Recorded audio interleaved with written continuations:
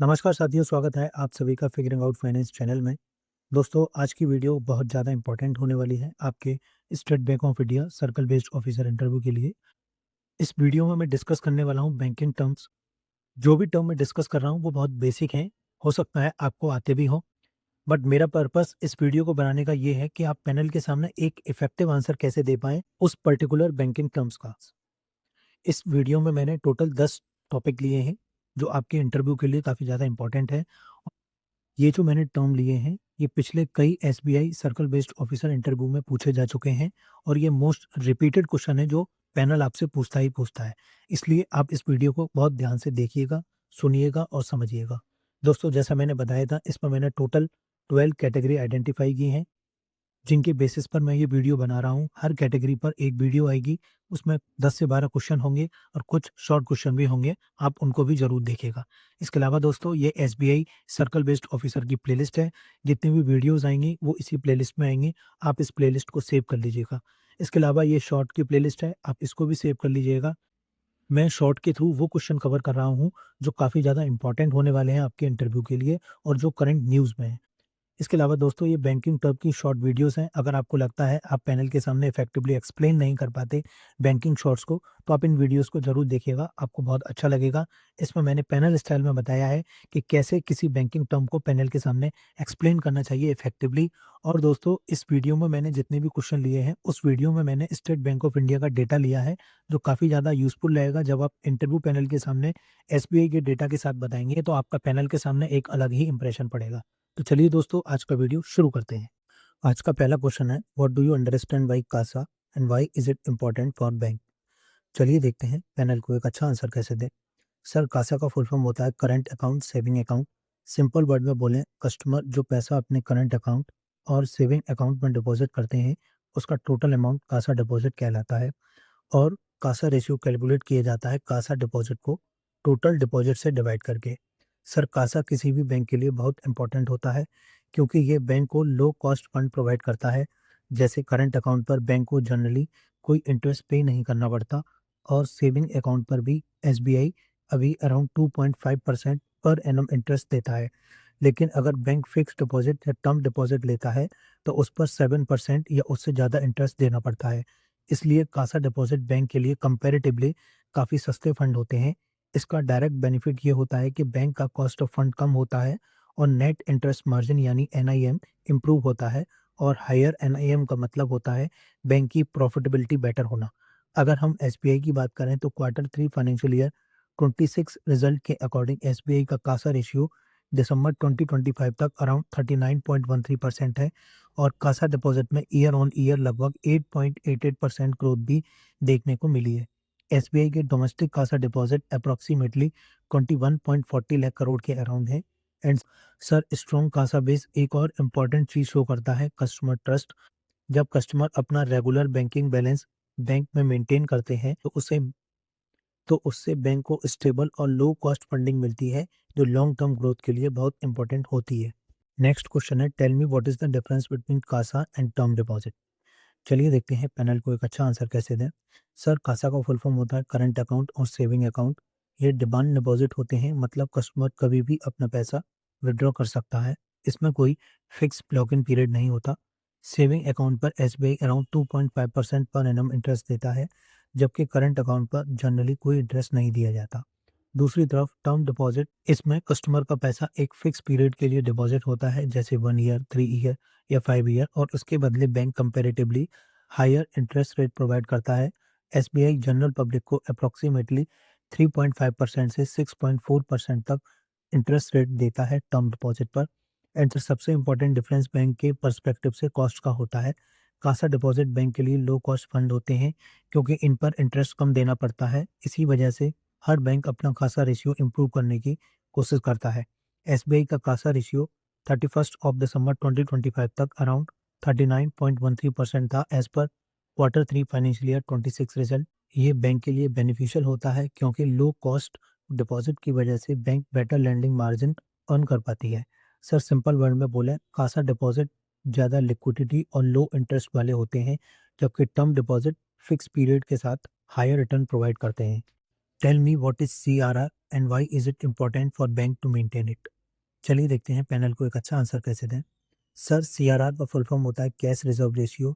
ये वो परसेंटेज होता है जो हर शेड्यूल बैंक को अपने टोटल डिपॉजिट का कुछ पार्ट कैश की फॉर्म में रिजर्व बैंक ऑफ इंडिया के पास मेंटेन करना पड़ता है। और इम्पॉर्टेंट बात यह है कि बैंक को इस अमाउंट पर कोई इंटरेस्ट नहीं मिलता। सर, सीआरआर को आरबीआई एक्ट 1934 के सेक्शन 42 के अंडर गवर्न किया जाता है। करंटली सीआरआर 3% है। आरबीआई ने इसे 4% से रिड्यूस करके 3% किया था और ये रिडक्शन सितंबर से नवंबर 2025 के बीच 25 बेसिस पॉइंट के 4 स्टेप में किया गया था। इस डिसीजन से बैंकिंग सिस्टम में लगभग 2.5 लाख करोड़ की एडिशनल लिक्विडिटी रिलीज हुई थी। एंड सर, सीआरआर बैंक के लिए और इकोनॉमी के लिए काफ़ी इंपॉर्टेंट होता है। इसका पहला रीज़न है ये आरबीआई को इकोनॉमी में मनी सप्लाई कंट्रोल करने में हेल्प करता है। सेकंड है ये इन्फ्लेशन मैनेज करने का भी एक इम्पॉर्टेंट टूल है। अगर आरबीआई सीआरआर इंक्रीज करता है तो बैंक के पास लैंडिंग के लिए कम पैसा बचता है, जिससे मार्केट में एक्सेस मनी एब्सॉर्ब हो जाती है। थर्ड सर, सीआरआर इंश्योर करता है कि बैंक के पास मिनिमम कैश रिजर्व अवेलेबल रहे। इससे डिपॉजिटर का कॉन्फिडेंस मेंटेन होता है और ओवरऑल फाइनेंशियल स्टेबिलिटी भी स्ट्रांग रहती है। तो ओवरऑल सीआरआर मॉनेटरी पॉलिसी का एक बहुत इंपॉर्टेंट इंस्ट्रूमेंट है, जिसके थ्रू आरबीआई लिक्विडिटी, इन्फ्लेशन और बैंकिंग स्टेबिलिटी को मैनेज करता है। नेक्स्ट क्वेश्चन है, tell me what is SLR and what type of assets are included under it. चलिए देखते हैं पैनल को एक अच्छा आंसर कैसे दें। सर, एसएलआर का फुल फॉर्म होता है स्टैचुटरी लिक्विडिटी रेशियो। ये बैंकिंग रेगुलेशन एक्ट 1949 के सेक्शन 24 के अंडर डिफाइन किया गया है। एसएलआर का मतलब होता है हर बैंक को अपने net demand and time liabilities यानी एनडीटीआर का एक मिनिमम परसेंटेज लिक्विड असेट के फॉर्म में मेंटेन करना पड़ता है और ये असेट बैंक खुद के पास रखता है, आरबीआई के पास नहीं। करेंटली आरबीआई के अकॉर्डिंग एसएलआर रेट 18% है। सर, अब अगर असेट की बात करें जो एसएलआर के अंडर इंक्लूड होते हैं, तो मेनली 3 टाइप के असेट आते हैं। पहला है कैश। इसमें कैश इन हैंड और दूसरे बैंक के करंट अकाउंट में जो नेट बैलेंस होता है वो इंक्लूड होता है। सेकंड है गोल्ड, जो करंट मार्केट प्राइस पर वैल्यू किया जाता है। थर्ड और सबसे इम्पोर्टेंट कैटेगरी है अनइनकम्बेंट गवर्नमेंट सिक्योरिटीज। इसमें गवर्नमेंट ऑफ इंडिया की डेटेड सिक्योरिटीज, ट्रेजरी बिल और स्टेट डेवलपमेंट लोन्स इंक्लूड होते हैं। सर, मेरी अंडरस्टैंडिंग के अकॉर्डिंग एसएलआर का मेन ऑब्जेक्टिव ये इंश्योर करना होता है कि बैंक के पास हमेशा सेफ और लिक्विड असेट अवेलेबल रहें।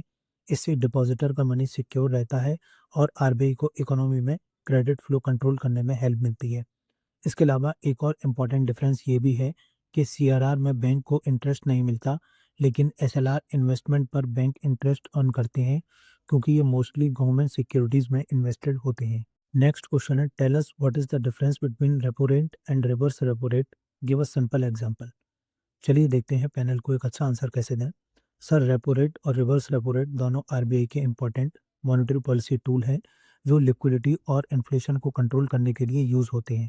सबसे पहले बात करें रेपो रेट की। रेपो रेट वो रेट होता है जहां आरबीआई कमर्शियल बैंक को शॉर्ट टर्म फंड लेंड करता है।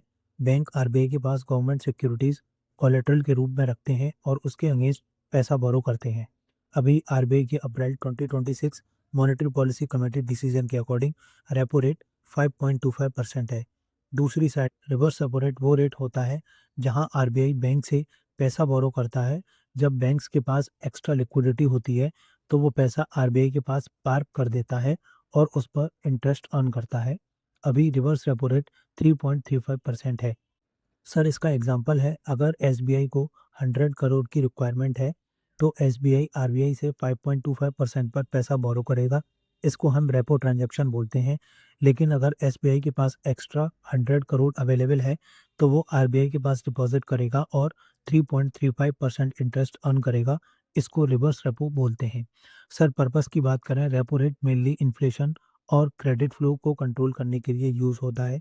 अगर आरबीआई रेपो रेट बढ़ाता है तो बैंक्स के लिए बोरोइंग कॉस्टली हो जाती है और मार्केट में लोन एक्सपेंसिव हो जाते हैं, जिससे इन्फ्लेशन कंट्रोल करने में हेल्प मिलती है। वहीं रिवर्स रेपो का पर्पस सिस्टम से एक्स्ट्रा लिक्विडिटी एब्जॉर्ब करना होता है। और सर, एक इम्पॉर्टेंट रिसेंट पॉइंट ये भी है कि अब आरबीआई लिक्विडिटी एब्जॉर्ब करने के लिए मेनली स्टैंडिंग डिपॉजिट फैसिलिटी का यूज़ करता है, जो करंटली 5% पर है। नेक्स्ट क्वेश्चन है, tell me what is bank rate and how is it different from MSF rate. चलिए देखते हैं पैनल को एक अच्छा आंसर कैसे दें। सर, बैंक रेट वो रेट होता है जिस पर आरबीआई कमर्शियल बैंक को लॉन्ग टर्म लोन प्रोवाइड करता है और इसमें किसी कोलेटरल या सिक्योरिटी की रिक्वायरमेंट नहीं होती। ये आरबीआई एक्ट 1934 के सेक्शन 49 के अंडर डिफाइंड है। सर, प्रैक्टिकल टर्म में देखें तो बैंक रेट मेनली एक पीनल रेट की तरह यूज़ होता है। अगर कोई बैंक सीआरआर या एसएलआर मेंटेन नहीं करता तो उस पर जो पेनल्टी लगती है वो जनरली बैंक रेट से लिंक्ड होती है। इसके अलावा सर, अगर एमएसएफ रेट की बात करें तो एमएसएफ का फुल फॉर्म होता है मार्जिनल स्टैंडिंग फैसिलिटी। इसके through scheduled commercial bank RBI से ओवरनाइट बेसिस पर इमरजेंसी सिचुएशन में बोरोइंग कर सकती हैं, लेकिन इसमें बैंक्स को गवर्नमेंट सिक्योरिटीज़ कोलेटरल के फॉर्म में देनी पड़ती है। सर, इन दोनों के बीच का जो डिफरेंस है, इसमें पहला डिफरेंस है कि bank rate long term lending के लिए यूज़ होता है, जबकि एमएसएफ ओवरनाइट या शॉर्ट टर्म बोरोइंग के लिए होता है। सेकंड डिफरेंस है, बैंक रेट में कोलेटरल की रिक्वायरमेंट नहीं होती, लेकिन एमएसएफ में गवर्नमेंट सिक्योरिटीज़ देनी पड़ती हैं। थर्ड डिफरेंस है, बैंक रेट सभी कमर्शियल बैंक के लिए एप्लीकेबल होता है, जबकि एमएसएफ फैसिलिटी सिर्फ शेड्यूल्ड कमर्शियल बैंक को अवेलेबल होती है। और सर, आरबीआई के April 2026 monetary policy committee decision के अकॉर्डिंग करेंटली बैंक रेट और एमएसएफ रेट दोनों 5.5% पर हैं, जो रेपो रेट से 25 बेसिस पॉइंट हायर है। नेक्स्ट क्वेश्चन है, tell me what do you understand by NPA and can you explain the stages in which NPS are classified as per RBI guideline. चलिए देखते हैं पैनल को एक अच्छा answer कैसे दें। सर, एनपीए का फुल फॉर्म होता है non performing asset. Simple word में बोलें, जब कोई बोरोवर 90 डेज से ज़्यादा टाइम तक लोन का इंटरेस्ट या प्रिंसिपल अमाउंट रीपे नहीं करता तो वो लोन एनपीए कैटेगरी में आ जाता है। मतलब बैंक के लिए वो लोन इनकम जनरेट करना बंद कर देता है, इसीलिए उसे नॉन परफॉर्मिंग असेट कहा जाता है। सर, आरबीआई गाइडलाइंस के अकॉर्डिंग एनपीए को मेनली 3 स्टेजेस में क्लासिफाई किया जाता है। पहला है सब स्टैंडर्ड असेट। जब कोई लोन एनपीए बनने के बाद 12 मंथ तक इसी कैटेगरी में रहता है तो उसे सब स्टैंडर्ड असेट कहा जाता है। सेकंड है डाउटफुल असेट। अगर लोन 12 मंथ से ज़्यादा टाइम तक एनपीए बना रहता है तो वो डाउटफुल असेट कैटेगरी में शिफ्ट हो जाता है। इस स्टेज में रिकवरी का रिस्क और ज़्यादा बढ़ जाता है। थर्ड है लॉस असेट। इसमें बैंक ऑडिटर्स या आरबीआई ये आइडेंटिफाई कर देते हैं कि लोन प्रैक्टिकली रिकवर होना बहुत डिफ़िकल्ट है या ऑलमोस्ट इम्पॉसिबल है, लेकिन टेक्निकली अभी उसे राइट ऑफ नहीं किया गया होता। इसके अलावा एक और इम्पॉर्टेंट पॉइंट ये है, एसबीआई की असेट क्वालिटी करेंटली काफ़ी स्ट्रॉन्ग है। इसके अलावा सर, एसबीआई बैंक का ग्रॉस एनपीए रेशियो सिर्फ 1.57% है और नेट एनपीए सिर्फ 0.39% है। ये डेटा शो करता है एसबीआई का रिकवरी मैकेनिज्म और क्रेडिट मैनेजमेंट सिस्टम काफ़ी एफिशिएंट है और बैंक ने एनपीएस को इफेक्टिवली कंट्रोल किया हुआ है। नेक्स्ट क्वेश्चन है, you have banking experience, tell me what is the difference between gross NPA and net NPA. चलिए देखते हैं पैनल को एक अच्छा आंसर कैसे दें। सर, जब कोई बोरोवर 90 डे से ज़्यादा टाइम तक अपने लोन या प्रिंसिपल का इंटरेस्ट रीपे नहीं करता, तब उस लोन को एनपीए यानी नॉन परफॉर्मिंग असेट क्लासिफाई किया जाता है। एंड सर, अगर ग्रॉस एनपीए और नेट एनपीए का डिफरेंस समझें तो ग्रॉस एनपीए बैंक के सारे बैड लोन का टोटल अमाउंट होता है विदाउट एनी डिडक्शन, यानी बैंक की बुक में जितने भी एनपीए अकाउंट हैं उनका टोटल वैल्यू ग्रॉस एनपीए कहलाता है। वहीं नेट एनपीए ग्रॉस एनपीए में से प्रोविज़न डिडक्ट करने के बाद कैलकुलेट होता है। प्रोविज़न का मतलब होता है वो अमाउंट जो बैंक फ्यूचर लॉस को कवर करने के लिए पहले से साइड में रख देती है। सर, इसका फार्मूला है net NPA equal to gross NPA minus provision. Simple word में बोलें, ग्रॉस एनपीए बैंक की टोटल प्रॉब्लम को शो करता है और नेट एनपीए ये बताता है कि एक्चुअल रिस्क कितना अभी भी है बैंक के ऊपर। सर, मैं एसबीआई के latest quarter 3 financial year 26 result की बात करें तो बैंक का ग्रॉस एनपीए सिर्फ 1.57% है और नेट एनपीए 0.39% है। साथ ही प्रोविज़न कवरेज रेशियो अराउंड 92.37% है। इसका मतलब ये है कि एसबीआई ने अपने 92% से ज़्यादा बैड लोन के अगेंस्ट ऑलरेडी प्रोविज़न मेंटेन कर रखे हैं, जो बैंक की स्ट्रॉन्ग असेट क्वालिटी मैनेजमेंट और रिस्क मैनेजमेंट कैपेबिलिटी को शो करता है। नेक्स्ट क्वेश्चन है, कंपेयर सब standard asset, doubtful asset and loss asset. चलिए देखते हैं पैनल को एक अच्छा आंसर कैसे दें। सर, आरबीआई के income recognition and asset classification norms के अकॉर्डिंग जब कोई लोन एनपीए यानी नॉन परफॉर्मिंग असेट बन जाता है तब उसको मेनली 3 कैटेगरी में क्लासिफाई किया जाता है, सब स्टैंडर्ड असेट, डाउटफुल असेट और लॉस असेट। सब स्टैंडर्ड असेट वो होता है जब कोई लोन एनपीए बनने के बाद 12 मंथ तक उसी कंडीशन में रहता है, तब उसको सब स्टैंडर्ड असेट कहा जाता है।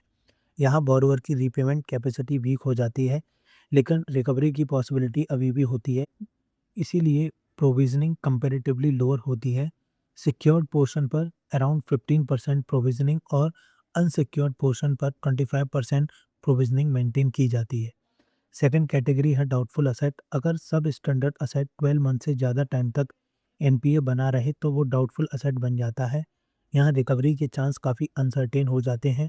इस कैटेगरी में सिक्योर्ड पोर्शन पर प्रोविजनिंग 25% से लेकर 100% तक हो सकती है, डिपेंड ऑन कितने टाइम से असेट डाउटफुल कैटेगरी में है, और अनसिक्योर्ड पोर्शन पर 100% प्रोविजनिंग मेंटेन की जाती है।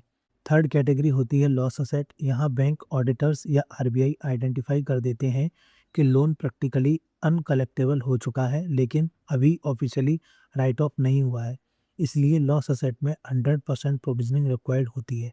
सर, इफेक्टिव एनपीए मैनेजमेंट की वजह से एसबीआई ने अपनी असेट क्वालिटी काफ़ी इम्प्रूव की है, जो बैंक की स्ट्रॉन्ग रिकवरी और रिस्क मैनेजमेंट कैपेबिलिटी को शो करता है।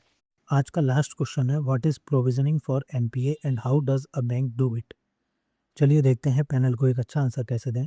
सर, प्रोविजनिंग का मतलब होता है बैंक के प्रॉफिट का एक सर्टेन पोर्शन अलग रखना, ताकि फ्यूचर में अगर कोई लोन रिकवरी ना हो पाए तो उस लॉस को कवर किया जा सके। जब कोई बोरोवर 90 डे से ज़्यादा टाइम तक लोन रीपेमेंट नहीं करता तो वो अकाउंट एनपीए यानी नॉन परफॉर्मिंग असेट बन जाता है। उसके बाद आरबीआई बैंक्स को डायरेक्ट करता है कि एनपीए कैटेगरी के अकॉर्डिंग सर्टेन अमाउंट प्रोविजन के फॉर्म में रखे जाएं। जैसे सर, अगर लोन सब स्टैंडर्ड असेट कैटेगरी में है यानी 12 मंथ तक एनपीए रहा है, तो बैंक जनरली सिक्योर्ड लोन पर 15% और अनसिक्योर्ड लोन पर 25% प्रोविजनिंग करता है। अगर अकाउंट डाउटफुल असेट कैटेगरी में चला जाता है यानी 12 मंथ से ज़्यादा टाइम तक एनपीए रहता है, तो प्रोविजनिंग 25% से लेकर 100% तक हो सकती है, डिपेंड करता है कि कितने टाइम तक लोन डाउटफुल कैटेगरी में रहा। इसके अलावा सर, अगर लोन लॉस असेट बन जाए मतलब रिकवरी की पॉसिबिलिटी ऑलमोस्ट नहीं है, तो बैंक को 100% प्रोविजनिंग करनी पड़ती है। सर, एट प्रेजेंट एसबीआई का प्रोविजनिंग कवरेज रेशियो 92% के अराउंड है। ये शो करता है कि स्ट्रॉन्ग प्रोविजनिंग पॉलिसी बैंक को फाइनेंशियल स्टेबल बनाती है, फ्यूचर रिस्क को एब्जॉर्ब करने में हेल्प करती है और डिपॉजिटर का ट्रस्ट भी मेंटेन रखती है। दोस्तों, आज की वीडियो में इतना ही। उम्मीद है आपको वीडियो पसंद आई होगी। इसके अलावा दोस्तों, जो मैंने शॉर्ट्स की प्लेलिस्ट आपको बताई है, आप उसको बिल्कुल भी मिस मत कीजिएगा। वह इस सीरीज की तरह इक्वली इम्पॉर्टेंट है। इसके अलावा अगर आपकी कोई क्वेरी या सजेशन हो, या आप चाहते हो कि मैं कोई स्पेसिफिक क्वेश्चन कवर करूं, तो आप मुझे डायरेक्ट मैसेज कर सकते हैं इंस्टाग्राम या टेलीग्राम पर। लिंक आपको डिस्क्रिप्शन बॉक्स में मिल जाएगा। दोस्तों, जैसा मैंने बताया है, ये सीरीज आपके सर्कल बेस्ड ऑफिसर इंटरव्यू के लिए एक कंप्लीट वन स्टॉप सोल्यूशन है। तो इन वीडियोस को आप बार-बार रिवाइज कीजिएगा। दोस्तों, आने वाली वीडियोस की अपडेट के लिए आप टेलीग्राम चैनल जॉइन कर लीजिए। तो चलिए दोस्तों, मिलते हैं नेक्स्ट वीडियो में। तब तक आप सभी अपना ख्याल रखें and all the best for your interview.